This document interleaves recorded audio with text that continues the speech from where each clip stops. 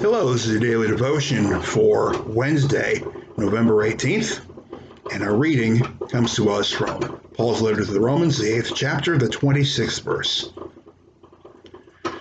We do not know what we ought to pray for, but the Spirit Himself intercedes for us with groans that words cannot express.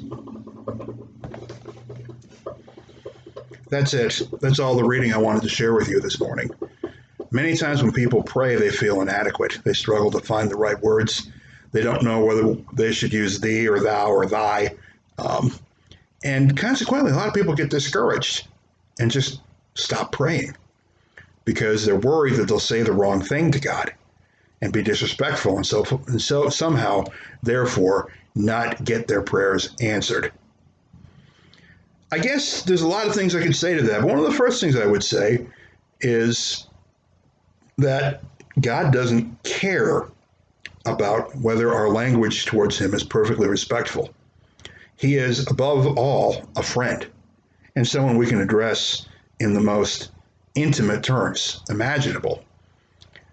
Jesus called Him Abba, Father, with Abba being what Middle Eastern babies at the time used as daddy.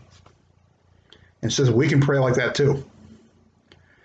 But not praying because you can't figure out the language you're supposed to use is like not eating because you can't decide what you want. After a while, it gets to be a big problem.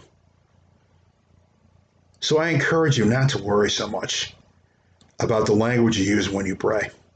And if you can't find the language, then just don't use any. It's okay to just say, oh God, because God understands that. God knows what you mean before you know what you mean. And the Spirit, which whispers right into God's ear, will intercede for us with groans that are beyond expression. So don't be too hung up on the language you use when you're praying. It's more important that you pray than it is how you pray. And I'll tell you that some of the best prayer I've ever done has been completely silent. Because I tell you a secret, speaking is not the most important part of prayer. Listening is. Let us pray. Dear God,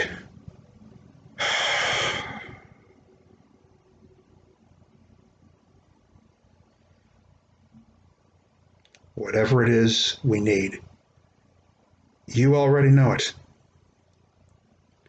Grant it if it is your will, and guide us into what is your will, if what we want is not your will. Teach us to pray how we ought to, and teach us more than that, how to be quiet, how to be still, and know that you are God. Amen. Thank you, everyone. We'll see you soon.